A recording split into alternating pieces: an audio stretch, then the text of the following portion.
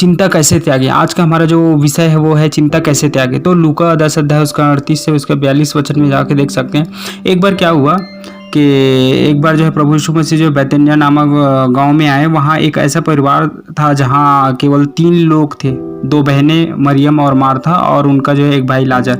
तो मार्था ने यीशु मसीह के चमत्कारों को जो देखकर उनके अद्भुत संदेशों से प्रभावित होकर जो है अपने घर में अतिथि के रूप में आने का निमंत्रण दिया और उनकी जो विनती सुनकर जो है ना प्रभु यीशु मसीह ने मार्था के घर आ गए। तो मार्था को विश्वास नहीं हो रहा था कि आज साक्षात जो है प्रभु यीशु मसीह उसके घर पर आए हैं। तो वह तुरंत जो है क्या किया कि उनके स्वागत के लिए जो खाना बनाने रसोई में भागी और वह बहुत से जो है पकवान बनाने में जुट गई। तो वहाँ जो है प्रभु यीशु मसीह के पास मार्था की बहन मरियम प्रभु से बातें करने लगी और तब जो है प्रभु यीशु मसीह मरियम को जो है अनंत जीवन के विषय में बता रहा था और बहुतायत के जीवन के विषय में संदेश के रूप में जो वचन सुनाने लगे। तो मार्था जब जो है बहुत देर तक जो है पकवान बनाने में लगी हुई थी तो गुस्से में आकर जो है प्रभु यीशु मसीह को कहने लगी कि आपको मेरी कोई चिंता नहीं है कि मैं इतनी देर से जो है काम कर रही हूँ और ये मरियम केवल आपके पास बैठकर सुन रही है, तो आप इसे जो कुछ कहते क्यों नहीं। तो इस बात को जो है सुनकर प्रभु यीशु मसीह ने जो है मार्था से कहा कि मार्था, हे मार्था, तू बहुत बातों की चिंता करती रहती है। तो निसंदेह जो है आवभगत करना, भोजन खिलाना महत्वपूर्ण है, परंतु जो है प्रभु उसके प्रतिदिन के व्यवहार के विषय में कह रहे थे कि इस विषय पर जो है उन्होंने पवित्र शास्त्र में अनेक शिक्षाएं दी है कि चिंता करके हम कुछ भी नहीं कर सकते हैं। तो चिंता करके जो है हम केवल अपना नुकसान करते हैं। यदि हमारा जो भरोसा परमेश्वर पर है तो हमें चिंता नहीं करना चाहिए।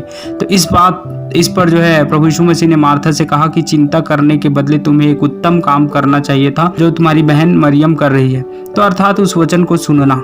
तो प्रभु यीशु के जीवनदायी वचन को जो सुनना दुनिया के तमाम महत्वपूर्ण कामों को करने से उत्तम है, क्योंकि जिसने जो है हमें बनाया है वह जानता है कि हमारी ज़रूरतें क्या क्या है और जिसने हमें जो है मुंह और पेट दिया है तो उसने हमारे लिए जो भोजन की अवश्य रखा है। जो चिड़ियों को बोती है और ना काटती है, उन्हें भी जो है भूखे मरने नहीं देता है, वो हमारे लिए भी जो है हम उन तमाम आकाश के पक्षियों से ज़्यादा सुंदर व कीमती हैं, क्योंकि और क्यों ना हमें देगा अच्छी भोजन। तो परमेश्वर ने हमारे लिए जो है और हमारे संतानों के लिए भी अच्छी लाभकारी योजना बना रखा है। उसके वचनों को जो है सुनने मात्र से हमारे जीवन में बहुत आशीषों को प्राप्त करते हैं और जो इस जीवन के लिए और आने वाले जीवन के लिए भी लाभकारी है। तो इसलिए मरियम के जैसी चिंता छोड़कर प्रभु के वचन को सुनने में जो है समय बिताएं। ऐसे करेंगे तो आपका जीवन आशीषित भी होगा और साथ साथ जो है आपके अंदर जो है वो शांति और सुकून भरी आनंद भी होगा। तो प्रभु आशीष दे।